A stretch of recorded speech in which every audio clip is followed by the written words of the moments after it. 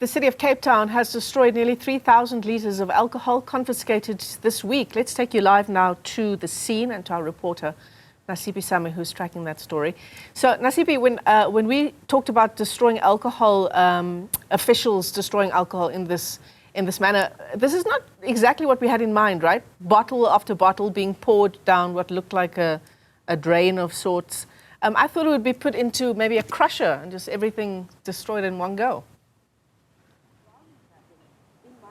Well, Michelle, what I will tell you is that the first bottle that was opened was around about 16,000 Rand bottle, and that was poured down a container. We understand those bottles from the alcohol that has been confiscated will then be recycled. The city of Cape Town saying that they are destroying just this festive season alone, nearly 3,000 litres of confiscated alcohol that was taken in public spaces. And just this year alone, they're saying that what we saw today is just a sample of the nearly 15,000 litres that they destroy or dispose of annually. And we do have now the Safety and Security MMC, JP Smith. He was telling us that the alcohol that was disposed of was taken from public spaces, and that alcohol has no space in those public spaces such as beaches, the pools, and the likes. But talk to us about the work and the operations by the city in confiscating alcohol. So alcohol is a big threat for us during the festive season. A lot of the fatalities, injuries that needlessly happen are the consequence of alcohol. Alcohol on beaches leads to fights, it leads to drownings, it leads to a lot of disagreeable behavior. At our community swimming pools, the same.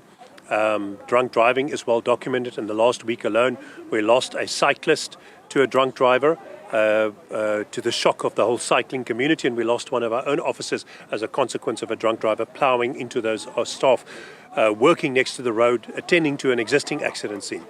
So there is unfortunately nothing good to be said about alcohol in public places, and these rules exist for a long time. It's not that they are new rules. These bylaws exist for a very long time, and we will impound liquor that is impounded from a liquor store goes to the SAPS liquor pound, but that which is impounded in terms of our bylaw gets kept at the pound here. People are allowed to recover that liquor, and if they do not come to reclaim their alcohol, the alcohol is destroyed periodically. Today we destroyed 3,000 litres that is taken in the season so far and has not been reclaimed. But over the year as a whole, usually around 15,000 litres a year is destroyed. And unfortunately, that shows that by and large, while many members of the public understand the message and get it and work with us, there is a portion of the population who sees this as a game, who will come to the beach and hide the alcohol in ice lollies, in babies' nappies, in fruit, and in all kinds of creative ways, in Oros bottles and other things. And this is not a contest of us versus them. We don't do this to be difficult or spiteful.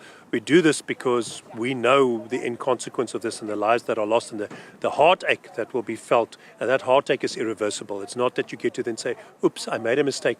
Let me change that accident is forever.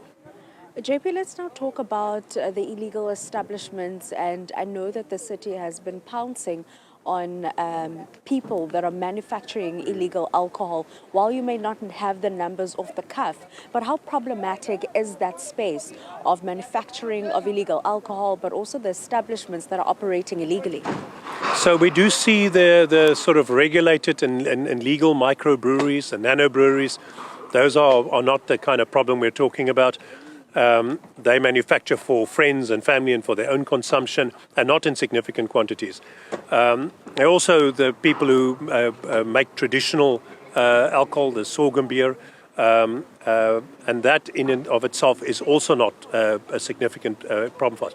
Our problem is people who make fake brands of alcohol with dubious products under very dubious health conditions, under conditions which, if the purchaser saw it, he would certainly not buy the alcohol.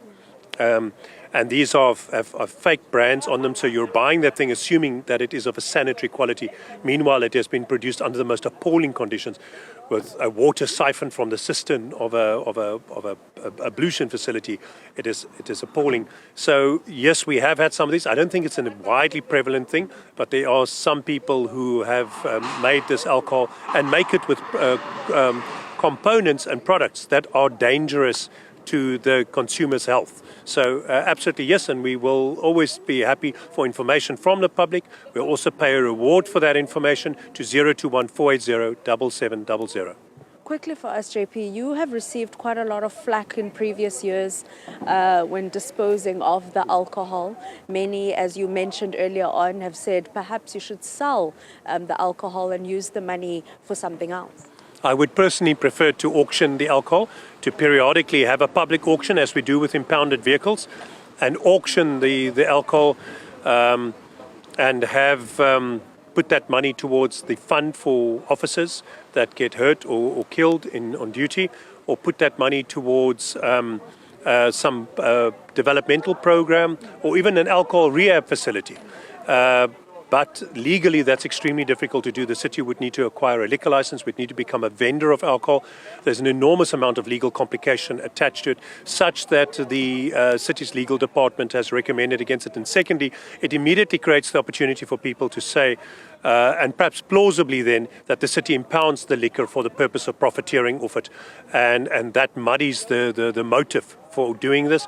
And for those two reasons, the city has decided not to, even though on a personal level, if it were possible, I would prefer for us to periodically auction this and put the money to good use. We'll have to leave it there. JP Smith, Maker, Member of Safety and Security in the City of Cape Town. Enforcement of bylaws for various units within the City of Cape Town, and looking at public spaces, the illegal consumption of alcohol in public spaces. That is going to be something that the city is saying that they're looking into. But later on this month, the city is saying that they're going to have another opportunity like this for the media, where they will be disposing more litres of alcohol from the alcohol units that they have recovered from the public spaces.